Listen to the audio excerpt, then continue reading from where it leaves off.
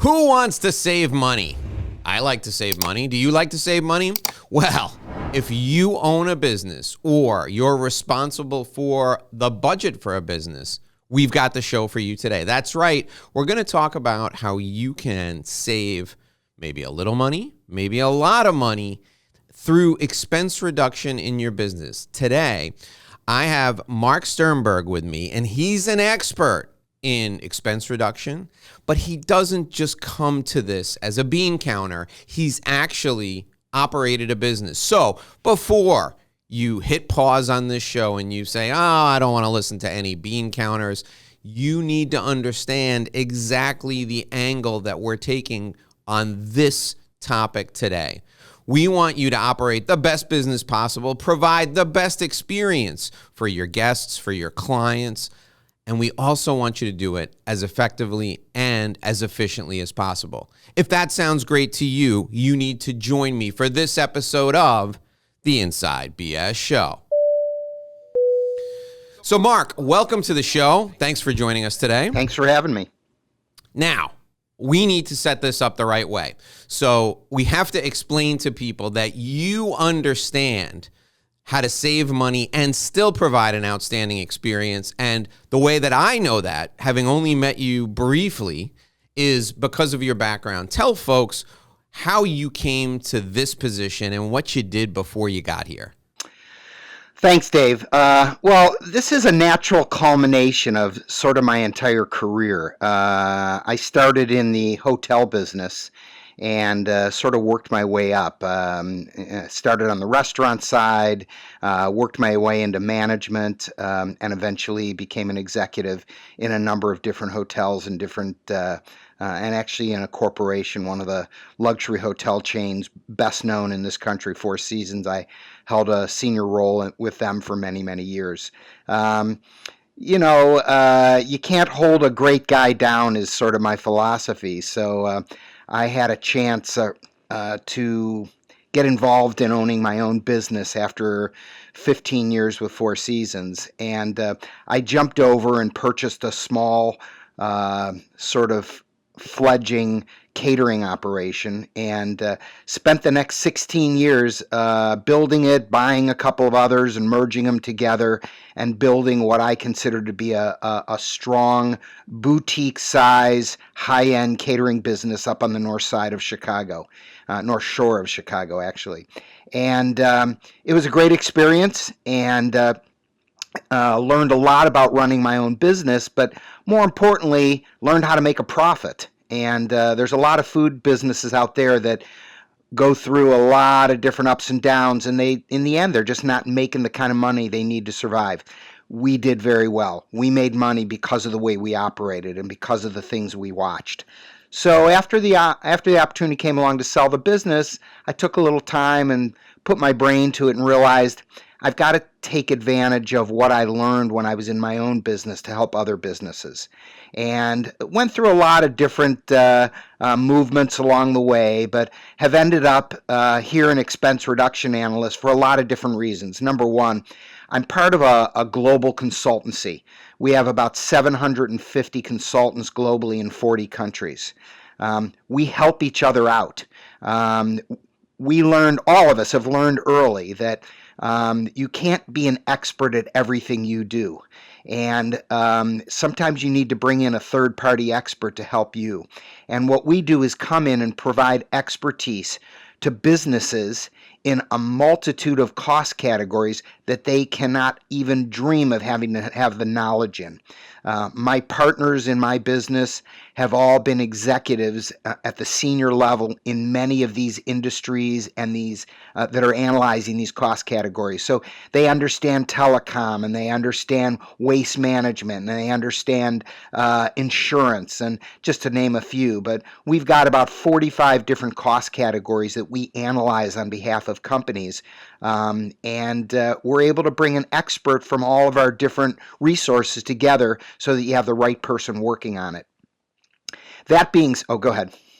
No, I was gonna ask you. So let's talk a little bit about how your background in hospitality helps you with what you're doing now. And really approach it from the standpoint of, and you and I know this because we both worked in the hospitality industry. I mean, in that industry, you're pulling a rabbit out of a hat every day. You're providing great experiences for your guests while, only investing the appropriate amount. So talk about how that informs what you're doing now. So any good food or beverage, catering, hospitality related business has to develop its process. And they have to determine at what level they want to market their business, whether it's the high end, the low end, fast food, fast casual, those kinds of things. Once they determine that, and they determine sort of their menu of products that they're going to send out, they then need to get to work on the business. And becoming intimate with your own food and beverage business is essential, because the difference of sometimes 5 or 6% is the difference between making money and losing money. And obviously we all have partners in our business, such as banks and accountants and all those kinds of things, but none of them provide the expertise in all the different categories that the CEO or the CFO or the COO needs to know about. And typically, good businesses will fill their coffers with experts in all different areas, but typically their focus is on their core business, and they're typically focused on the top, I'll call it 60% of their P&L, which is their core activity. Where do you get the expertise for the bottom 40% of your business? That's where we come in. So we're an expert in a lot of different categories that you as an owner or a manager may not have that expertise. Once again, we work. What's unique about us, and if I don't know if I'm jumping ahead too quick, Dave, but I like to sort of let people know right away. We work for basically no fee. We don't charge people for our activity. We charge them for the savings. We have what's called a success model, and basically we share in whatever savings we find. If we find no savings, there is no fee for our work. And we may spend 5-6 months on an account looking for things, and at the end, we can't find substantial or worthwhile savings, and as a result of it, we walk away, and the business owner just got a tremendous validation of how well they're running their operation, because they can't do any better than what we can do for them. One of the other secrets to our work is that because we're in the market of those specific categories every day, we have an expertise both locally, regionally, and nationally on pricing. And that is a tremendous benefit, especially in these inflationary times, knowing what people are paying for the same products all around you, in addition to in other cities and in other states. Interestingly enough, especially in the food business, and I wouldn't surprise anybody who's in it, there's a different price for every business. The same vendor may be selling to the guy down the street and charging him a totally different price. Those are the kind of things we know about.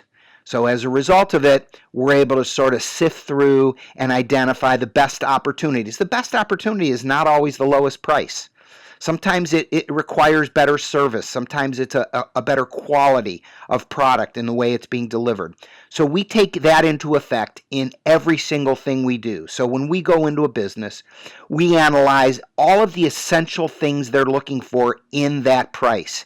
We identify that, and then we go find them the best opportunities in the marketplace. All right, so I want to go back to the top of the P&L versus the bottom of the P&L, Sure. right? So there are people who are listening to this, people who are watching this right now, and they're thinking to themselves, "I'm a great operator. I don't pay the first price anybody gives me ever." Explain what you mean by the top of the P&L versus the bottom of the P&L, because there's somebody out there that just absolutely beat up one of their vendors and got a great deal, but they're getting soaked somewhere else. So explain that difference. Sure, typically that is the case. Vendors are very sophisticated. They're very analytical. They keep metrics on information that they're sharing, and they price you in lots of different ways. It might be on a loyalty basis. It might be on a volume basis. It might be on you're buying certain products that don't move as much as other products. So it might be the number of times you get delivered every week. It might be the time that you get delivered every week. So there's a lot of sophistication that goes into the pricing that people are being offered. The top of the P&L versus the bottom of the P&L is really a different question. The top is what we refer to as the core businesses. Number one, we don't touch any payroll issues because those are specific to a business, and we don't get involved in hiring and firing or recommending and any of that. So that often takes as much as 30% out of the discussion because a lot of businesses are that heavy in their payroll. The core business has to do with the specific industry they're in. If they're in chemicals, it's the buying and selling of specific chemicals.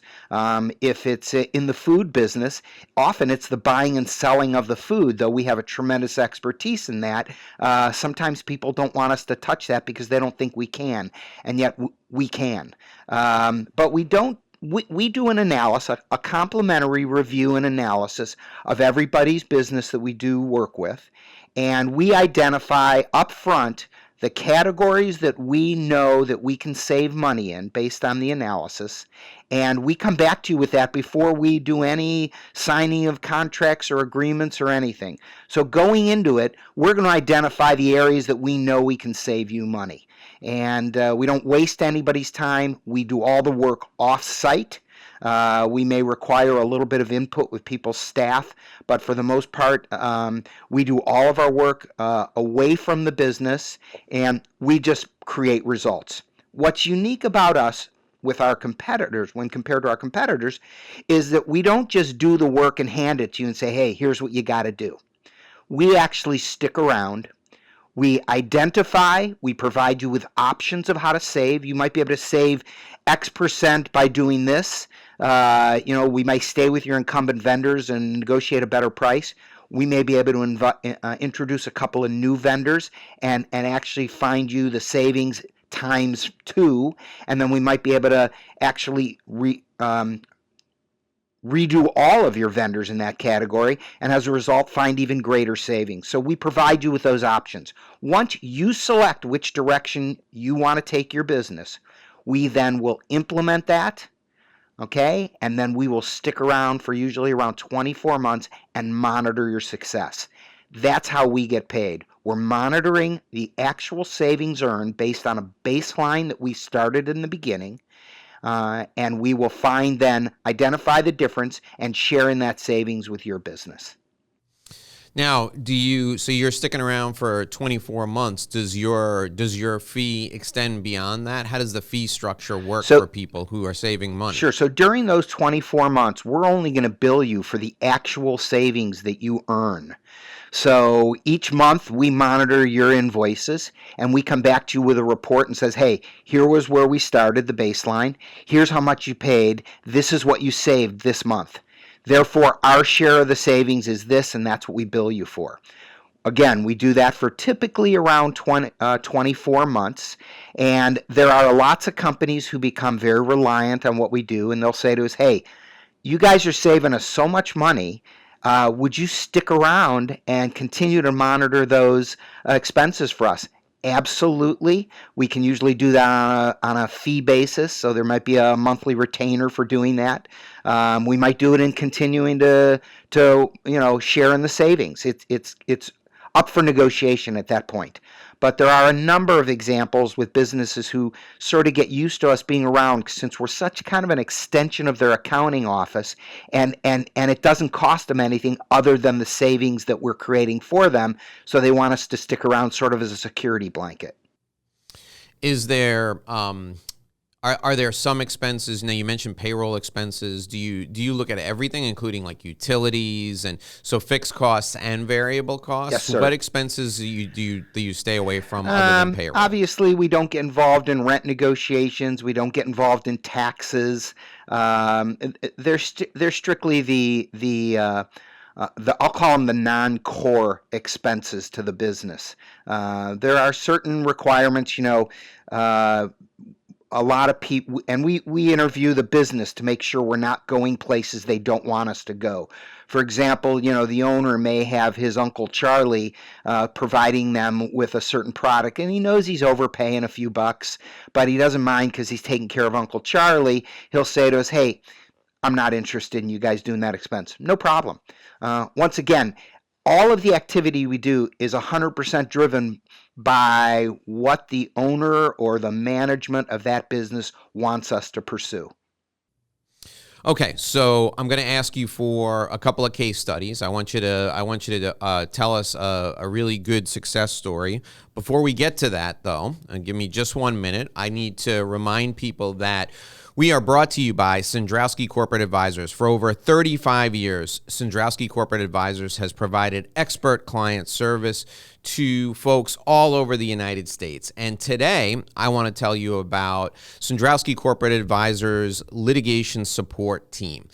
You see, if you have a case, you're a lawyer, and you have a case that involves some sort of financials, and you need help analyzing the financials, you need help making a case to the court based on those financials, you need to have a granular understanding of what's going into the business that you're pursuing or the business that is the subject of litigation. Sandrowski Corporate Advisors can help you with that. They have done this particular aspect of accounting work for legal offices, for lawyers, for the courts. They've done this for years, since the beginning, for over 35 years. So if you're involved in a case right now and it requires financial analysis, I want you to reach out to Sandrowski Corporate Advisors and have them look into the case with you on your behalf. The phone number you can use to reach them is 866-717-1607, 866-717-1607. Sandrowski Corporate Advisors, they are a CPA firm with a different perspective. We're also brought to you by my Revenue Roadmap Guide. That's right, my company has a guide that you can use. You can download it right now for free. It's my gift to you for being a subscriber, for being a viewer of the Inside BS show. So whether you're listening to me on a podcast or whether you're watching me on YouTube, I want to give you this gift, and I want to thank you for being a viewer, being a subscriber. Here's what you need to do. Go to revenueroadmapguide.com, all one word, all together, revenueroadmapguide.com. Enter your contact info there, and you can instantly download my business development plan. It's great for people in professional services or anyone who wants to grow their book of business. RevenueRoadmapGuide.com. Enter your contact info. Get your free gift from me right now. Okay, Mark, so give us a great case study. Give us an example of how you helped someone save a boatload of money. Sounds great. So recently I completed a project for a local non-for-profit. And I do a lot of business in the non-for-profit field because, again, their focus tends to be not on their bottom line or anything, and yet they need to be profitable and or at least breaking even at all times. So I was contracted with a young man who runs a non-for-profit that does a lot of business with the local Chicago public school systems, and he's providing them with a curriculum that's brilliant and doing some great work. So we were on the phone, and I was sort of discussing some things, and he mentioned to me that he's having some issues on his insurance. The problem was in 30 days, he needed to provide a proof of insurance letter to the city of Chicago school system, as well as sort of get all of his new benefits and product insurance and everything in place. So we jumped on the bandwagon, and during that 30 days, we sort of accelerated the process. We were able to identify 41.5% savings in his insurance payments. And within that 30 days, we were able to initiate that savings, and he couldn't have been happier. That was earned and realized right away because he had to pay for that insurance on an annual basis. So he was able to write a smaller check immediately. And then we were able to work with him on paying us on a long-term basis, so it never hurt, and he never even felt that we were there. Going into year two, we're looking to revise and even do better because many of the insurance opportunities we found were based on some items that were more nationally driven, and we feel by bringing that broker activity locally next year, we're going to even do a little bit better for them. So great contact, great story. Personally, because of my hospitality background, I have focused recently on some of the club business, the country club business. And some of the results that we've had in the country club business have been really wonderful. Of course, even though it's a core expense to them, we've been able to go in and help them renegotiate a lot of their food and beverage contracts, primarily their food contracts. And I'm looking at some results sheets here from some case studies. And we saved, and I'll read off some of the savings. In an East Coast country club, we saved 16.5% in their food service. A private fitness and sports and dining facility, we were able to find them, even though we don't participate in payroll issues, we do in payroll processing and HR administration issues, and we found them a 36% savings, and they were able to keep their incumbent vendors. So it was just a matter of finding sort of ways through the contract that would benefit both parties. Another country club, here we saved them 20% in their waste management charges. A recreational and social programming organization, they operate a pool, a number of pools and things like that. We were able to work with their incumbent vendors and find them a 53% savings. So in the business atmosphere today, the reality of it is businesses can't afford to lose their market share or their businesses or their accounts. So a lot of times we will go to them and provide a compelling story for them to rethink their position and their pricing so as to not lose that account. And that's sort of what we call our competitive tension method. And it works very well. And both parties win. Nobody loses in a situation like that. Lastly, a privately owned golf and country club. We were able to find 22% savings in just their uniform and linen category. So that's in the hospitality business. Those are the circles that I've run recently. I also work, obviously, in the manufacturing fields. We did some work with a company called Beaverton Foods.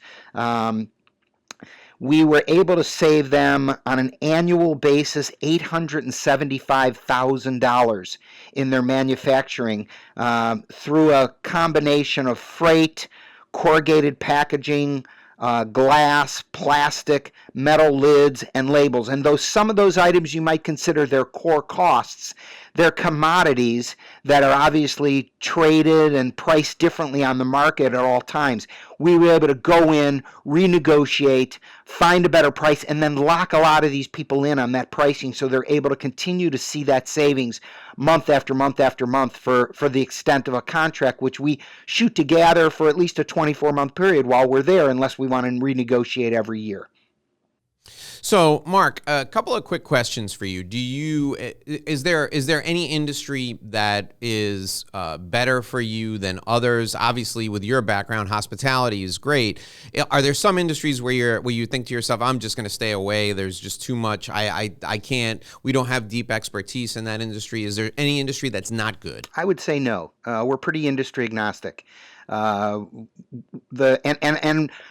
My teammates and myself around the country get together pretty much every month on a big call, and we'll share some of the success stories that are going on. And I'm always in awe of the different industries that we're working in. I personally am working not only in the hospitality side, but I'm working on the food service side right now, food manufacturing. I'm working on the non-for-profit. I'm working in the healthcare space quite a bit.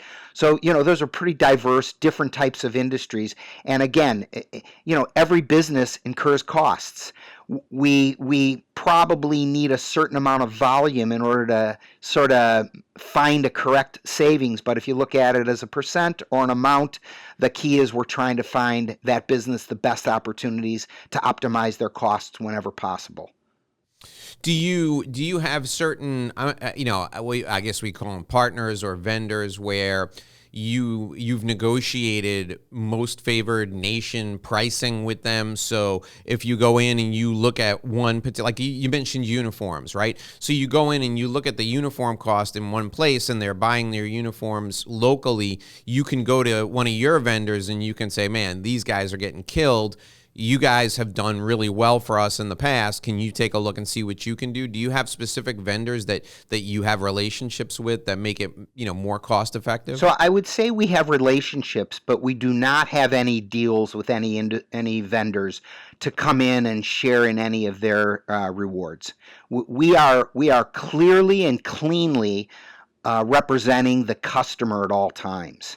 Now, obviously, there's the 900-pound gorilla in every marketplace, and a lot of times people are using the 900-pound gorilla, and they're not even letting some of the other vendor opportunities come in the door for them to listen to.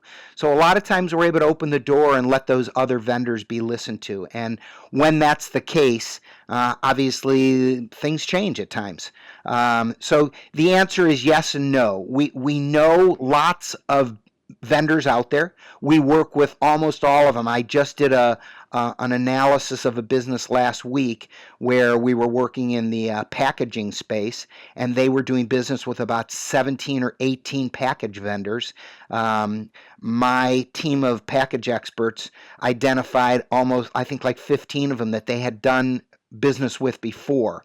And so they know the quality of the negotiation that's going to about to occur. But they also are able to apply the kind of pressure that we can, because a lot of those vendors understand when they see ERA coming in, they know, okay, I don't need to mess around. I got to go to give them my best price and outline the service I'm going to provide, and I'm going to have to live up to it, or ERA will be all over me. Okay, so let's talk now about business owner and their accountant, right? How do they introduce your company to their accountant, and do they have to worry about the accountant feeling threatened? Great question. Typically, no, not when the business owner is introducing me to the accountant. Unfortunately, when you have an accountant for multiple years in your business, he may not be looking places that we look. As long as he's not intimidated and he's open-minded enough for us to come in, then there's really never problems. The more cooperation we get from the stakeholders involved, the better savings we typically can find. On the other hand, in a large company, which we work frequently, the CFO can feel intimidated. He shouldn't. A CFO should be the guy who's smart enough to pick up the phone, hire us, and then turn to the CEO and say, hey, I'm bringing in some help in some areas that we don't really have an expertise. Number one. Number two, it's not costing us anything.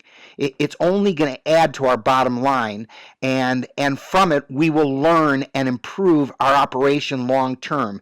They'll be around helping us for a couple years, but after that, we will continue to experience the savings in its full amount over the years to come after they move on. One of the things that strikes me, and I'm going to say it so you don't have to, is anybody who's overly resistant to you coming in, to me, as a business owner or a business leader, that's a red flag. Sure. Right? If I'm doing everything I can to make the business as profitable as possible, I want help reducing my costs. If there's some funny business going on, I don't want other people coming in poking around. But, to me, if I'm the CFO of a company, why not have you guys come in? If I don't let you in, that's more reason to be worried than if I did. So, let's talk. I want to talk about something very, very specific to my background. But I know there are people who subscribe to the show, who listen to the show, who will benefit from your answer to this. So, let's say I'm an entrepreneur and I invest in multiple assets. Like I invest in multiple hotels across different brands. I'm a hotel developer, right? And we do have some procurement relationships where we get like linen from one company for 6 of our hotels across different brands. It's all to spec, whatever.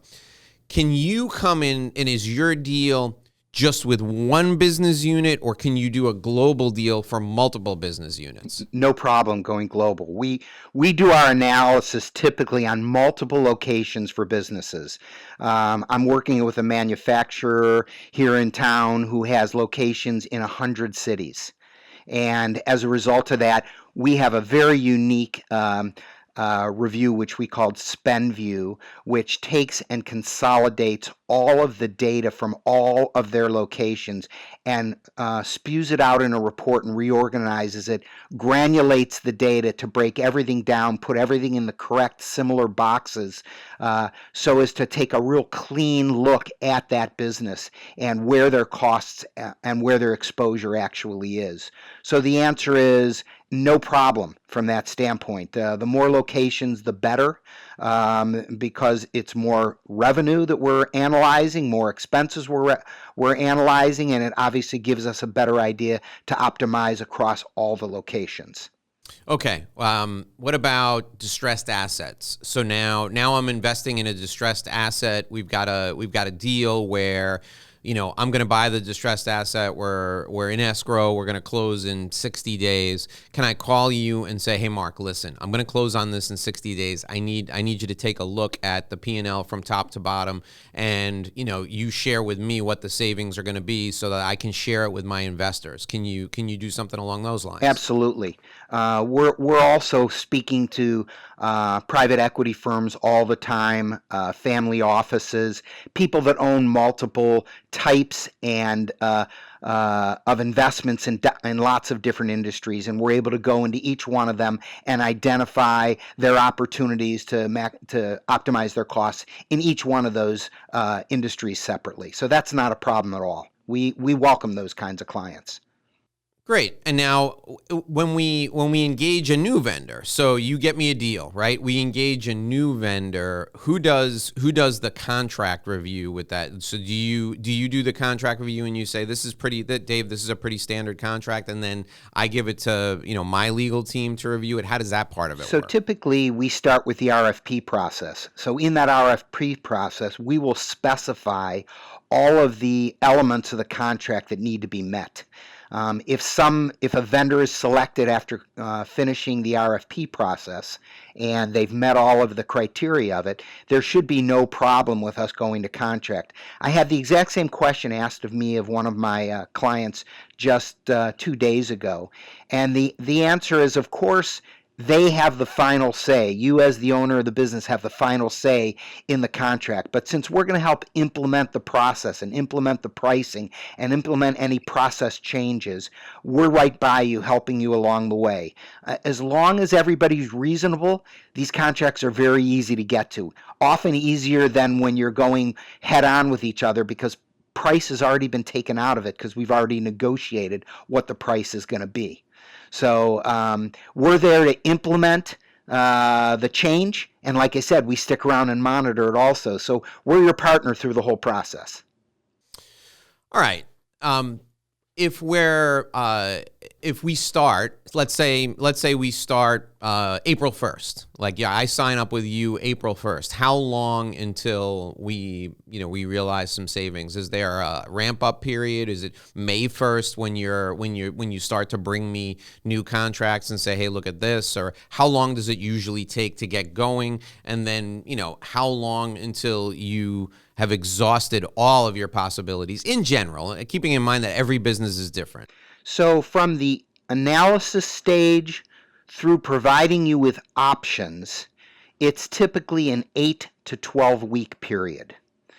Depending on how quick it takes you to decide your options, we can then implement starting immediately. So, it's funny, I do run into businesses who will say to me, hey, I love it, it's a great idea. Let's do it 6 months from now. Great, we're happy to help you 6 months from now, but do you realize you're losing all that money for the next 6 months? So you know, every business has to move at its own pace, and decision making is often not an easy process. It's the culture of the business that's dealt with in those situations.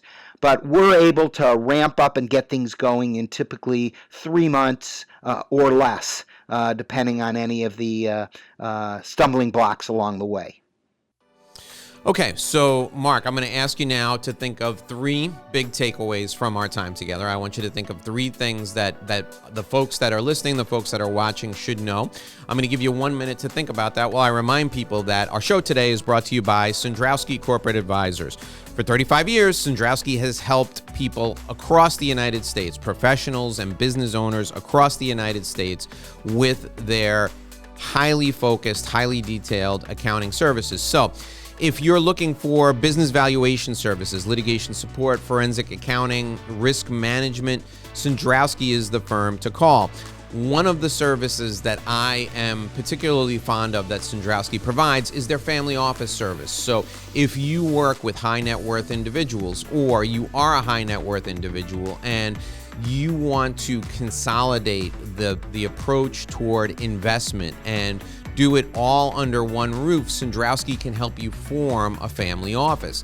If you're currently the head of a family office, you're the managing member of a family office, and you have a multiple family office, maybe 3, 4, 5 families that you're working with, and you need help organizing your P&L, you need help organizing the structure of the family office, Sandrowski can do that for you because they wrote the book on this.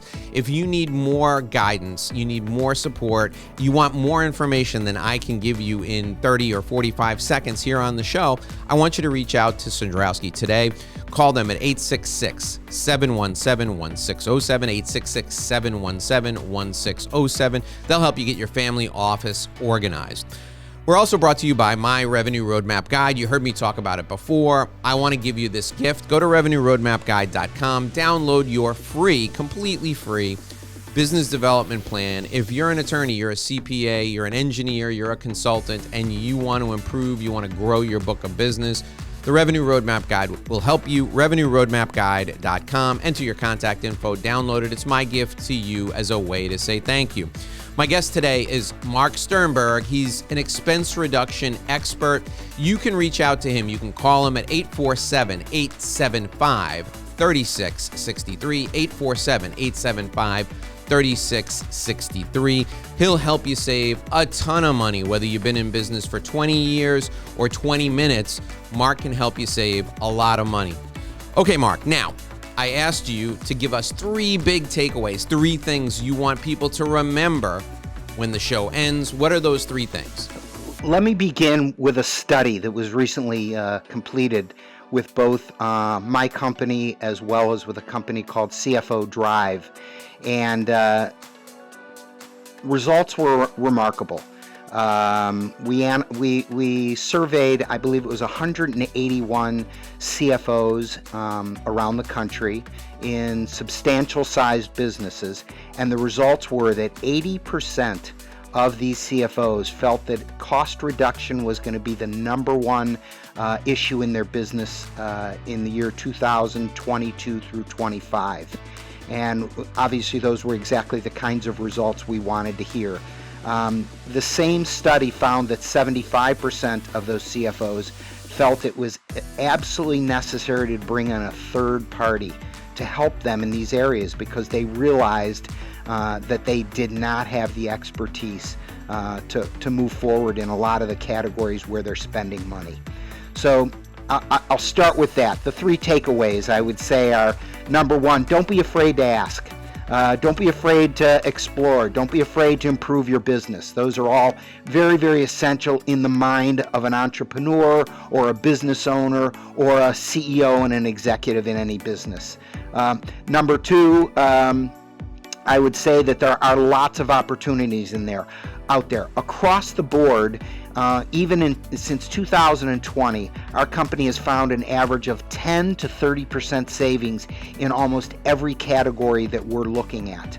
So even something as small as a 10% savings doesn't seem like much, But if you're spending $3 million there, why not put, $300,000 more on your bottom line?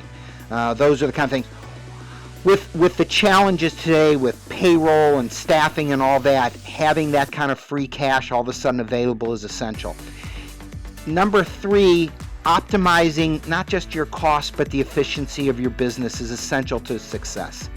So if we can come in and provide you with the good news and the bad news. The good news is you're doing a great job in these areas, and we can't even look any further because you've done such a magnificent job.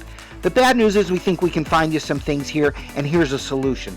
That to me is an essential thing. I wish when I was in my company that somebody like me would have walked in my front door and showed me what I now do for other companies. So thanks for the time today, Dave. This has been great. I really appreciate it. You're wonderful to work with.